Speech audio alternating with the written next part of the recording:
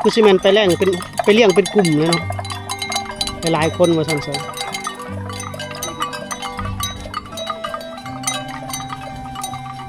นายห้อยบ่นี่นอนไม่ฮับชอบกูบอกแล้วเอาเริ่มให้จ้าเราก็บอกมันค่อยพร้อมกันคักเลย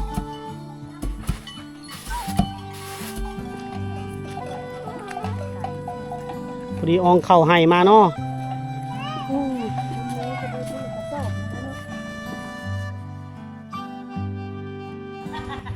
สบายดีพ่อพี่น้องสบายดีท่านผู้ชมทุกท่านเนาะยินดีต้อนรับเข้าสู่ช่องบ่าวจอยพาเที่ยวพี่น้องอีพี่นี้ก็เดินทางเข้าสู่หมู่บ้านชนบทเส้นเก่าเส้นเคยเนาะเราเดินทางขึ้นมาทางเมืองนองเด้อพี่น้องเด้อเมืองนองแขวงสวรรณเขตเนาะพาพี่พาน้องชมวิถีชีวิตความเป็นอยู่ของพ่อแม่พี่น้องสาวเผ่ามองกองเด้อพี่น้องเนาะโอเคเนาะเข้าไปติดตามรับชมกันเลยเด้อ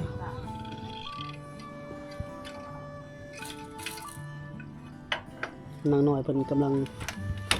ตำสินอยู่พี่น้องร้านน้อยเผ่ามังกร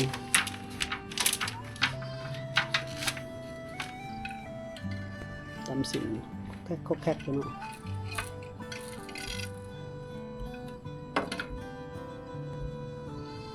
ตำสินยังล่ะเขาเอิ้นสินยังเจ้าตำนี่สินมุกบ่โอ้มุกยังนี่ล่ะฮะมันมีเบอร์บ่มีมุก6มุก7นี่มุกยังเจ้า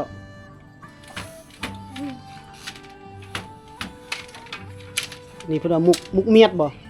จังได๋เด้มุกเมียดนี่มุกบ่มีหยังตามเบิ่งเนาะมันมีมุกตะเปื้อนบ่มุกโป้นมุกเชิงบ่มุกโป้นบ่น่ะอ๋อสินมุกโป้นก็คือมุก4พี่น้อง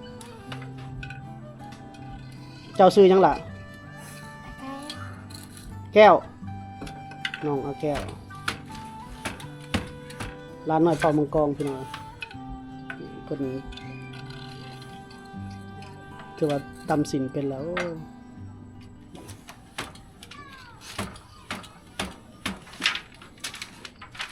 สังเกตเพิ่นมันตีนเพิ่นก็เหยียบไปเหยียบมาอยู่พี่น้อง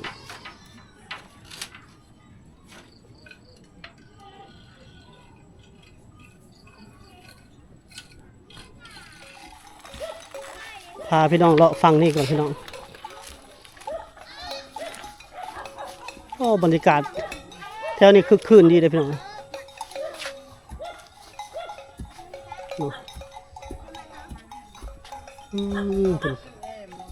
ตำข้าวบ่แถวนี้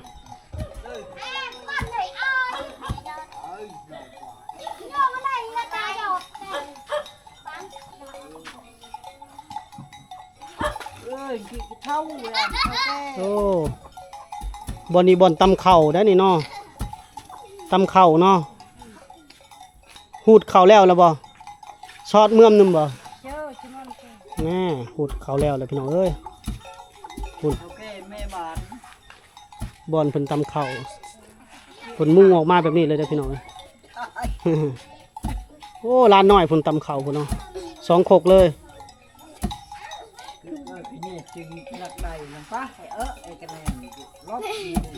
2 คก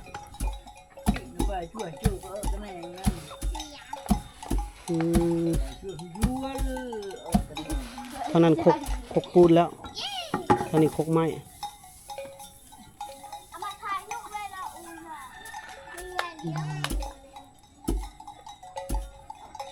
ถือว่าร้านน้อยพอดีจับกลุ่มกันตามเขาอยู่นี่เนาะพี่น้องเนาะยามแรงๆมา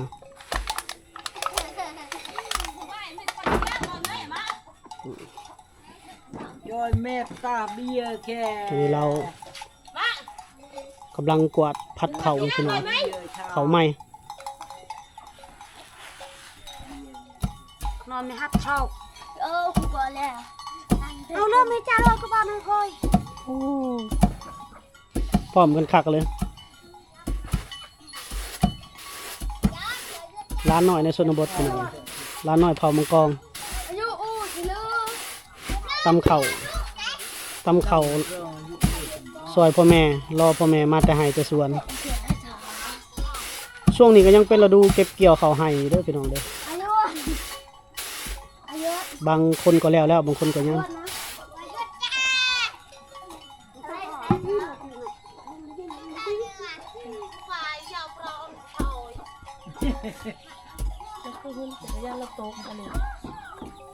อาไปทายอันโอ้ย บอนพี่น้องเพิ่นตากข้าวเด้อพี่น้องเนาะเพิ่นจะเฮ็ดเป็นห่างแบบนี้บ่ให้ไก่หรือว่างัวโคมเนาะ เต็มคือเอาตุนเต็ม นางน้อยเพิ่นคือไปตักเขาให้ นายแหลมผัดผักมะพร้าวแม่ชอบขโมยมึงตาเราคือยาวชอบมันอะชอบแม่ดับ เอาขึ้นไปจับซอยเด้อ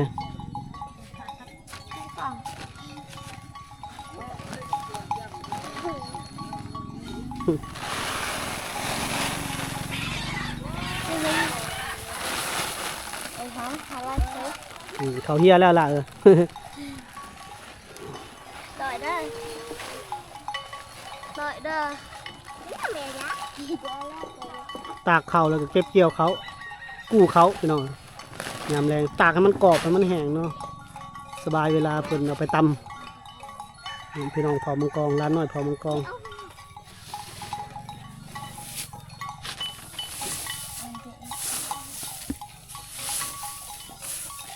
เขาให้เลยพี่น้องบ่ฮู้ว่าพันธุ์หยังเนาะพี่น้องเพิ่นก็ถามอยู่ส่วนหลายเพิ่นจะนิยมปลูกพันธุ์มาเลเขามาเล มามือ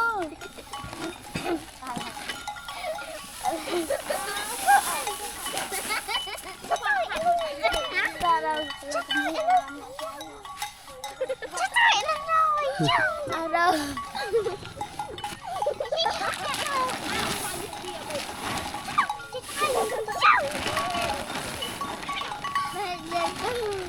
ปลูกเขาเฮ็ดห่างแบบนี้เลยพี่น้องเอ้ยส่วนหลายเห็นทางพี่น้องเผามังกร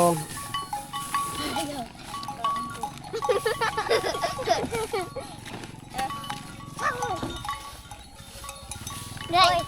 ฮัทชาวไปเจอบ้าน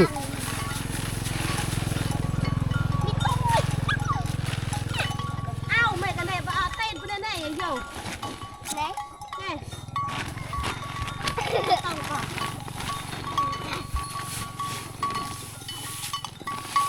ปลูกเขาเพื่อนของพี่น้องเผามังกรเนาะจะมีหลังน้อยหลังใหญ่ด้านหลังเป็นภูหมอพี่น้องเป็นภู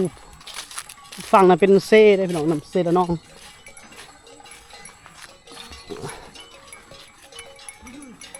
น้ำเซ่ละน้องใหญ่เนาะเอาไปมุมใดแจใดก็เห็นเพิ่นตำเข่าลานหน่อยเพิ่นตำเข่าหลายพี่น้องตำเข่าตักน้ำตำเข่าซอยเวียกงานพ่อแม่หลาย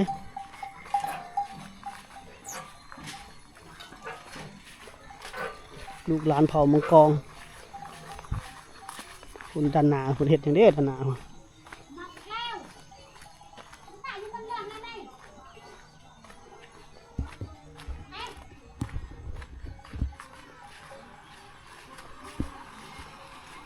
คือสิมันเก็บเข่าอีกดันหนาโอ้ดันหนาคุณพี่น้องกองข้างหนึ่ง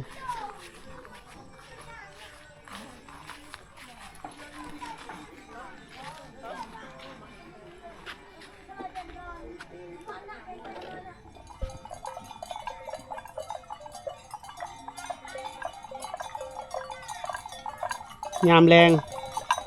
ภาพบรรยากาศยามแรงเพิ่นไล่งัวเพิ่นไล่งัวไล่งัวไล่ควายเมื่อแรงเลยพี่น้อง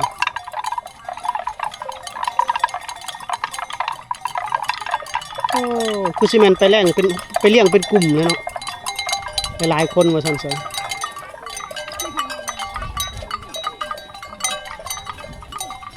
นายห้อยบ่นี่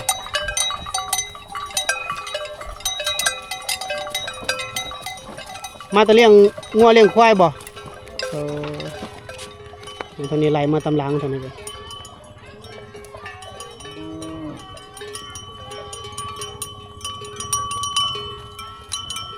เจ้าไผเจ้าลาวเนาะงัวไผงัวลาว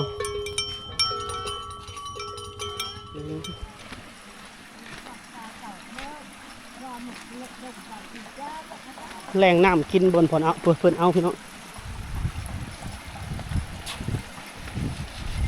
โอ้น้ำมวยผักเนาะอาบอยู่นี่เลยกินตักนี่เลยอยู่ดีบอลเพิ่นอาบแล้วก็บอลนี้บอลนำกินเนาะแต่ก่อนอยู่ไหนพุ่นพี่น้องอยู่หันบ่ได้เอาแล้วบ่อยู่ไหนพุ่น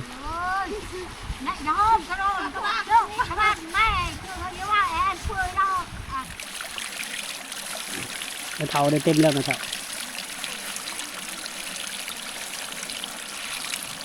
น้องน้อยเพิ่นก็มาตักน้ำเหมือนกันเจ้าซื้อได้ล่ะเจ้าน่ะ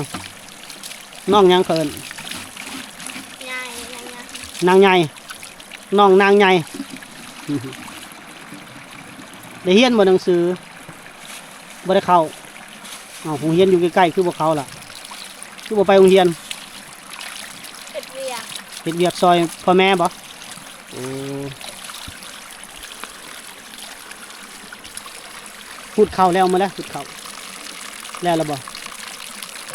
แล้วเนาะ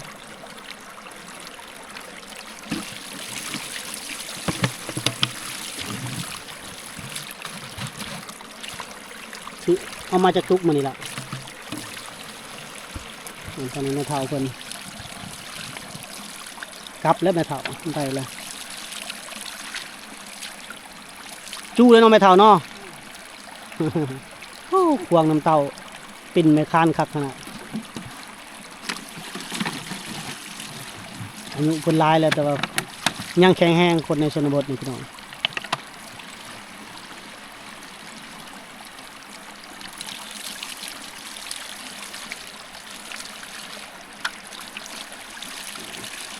ย่างไกลเติบเลยพี่น้องนอกกระสนบ้านเขาไปในบ้านเนี่ยจับนี่แหละ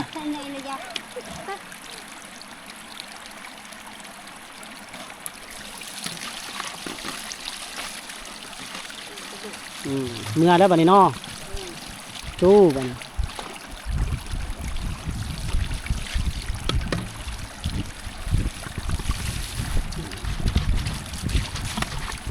โอ้ใส่ลายเลย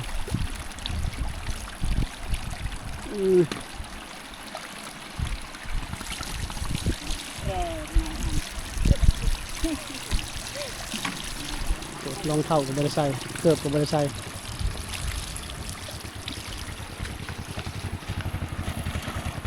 มาแล้ว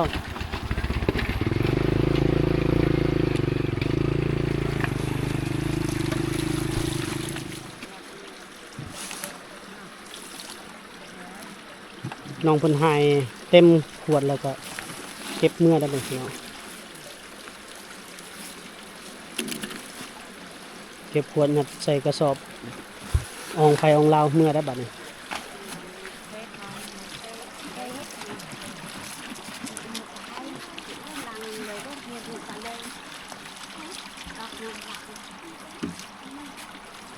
bà đứng con tàu nè đứng con tàuไป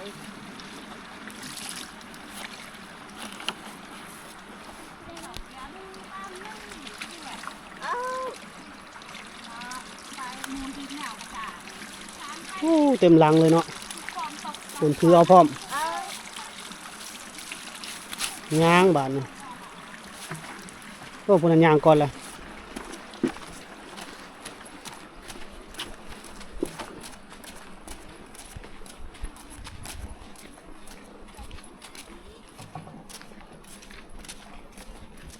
นักเติบเลยพี่น้องเป็น10-20 ขวดพุ่นแหละเนาะคนหนึ่งก็เอายางบ่ทันเพิ่นซับ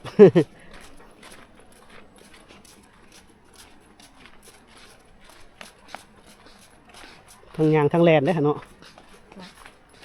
นักเนาะ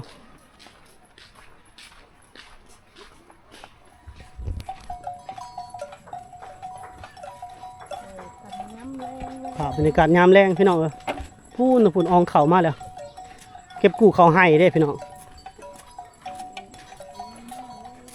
นี่น้ำหน่อยเพิ่นก็อองมา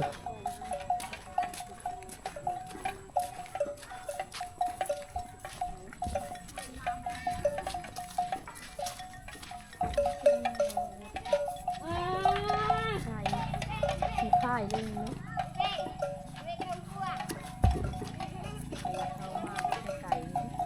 พอดีอองเข้าให้มาเนาะโอ้ มันมีจะได้พุ่นกระสอบมันแล้วเนาะ เด้เฮือนเพิ่นก็น่าจะไกลๆแล้วพี่น้อง เอ้ย เป็นภาพบรรยากาศพี่น้อง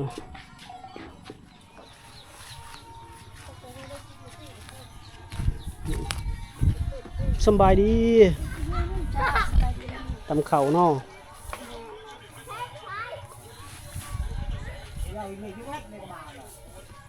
เข่าใหม่เลยเนาะ โดย ได้เข่าใหม่กินแล้วเราบ่หูดเข่า ยัง โอ้ยังบ่แล้วเนาะ ยังทาฝนตกน้อย อ๋อให้วิทย์ฝนนี่ก่อนเนาะพายุยังเข้ามาอยู่เด้เอาอดเอาอีกประมาณ 2-3 มื้อนี่ก็วิทย์ละอาจจะเป็นลูกสุดท้ายแล้วพายุนี่จักพายุยังเพิ่นว่าแต่ว่าสิเข้ามามื้อนี้มื้ออื่นนี่ละพายุนี่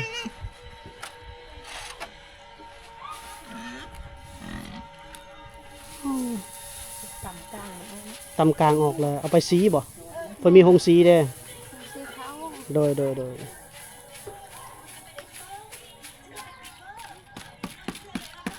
โอ้หมูเจ้าเองหมดเลยหมูนี่หมูเจ้าหมดบ่ นี่ของเขา อ๋อ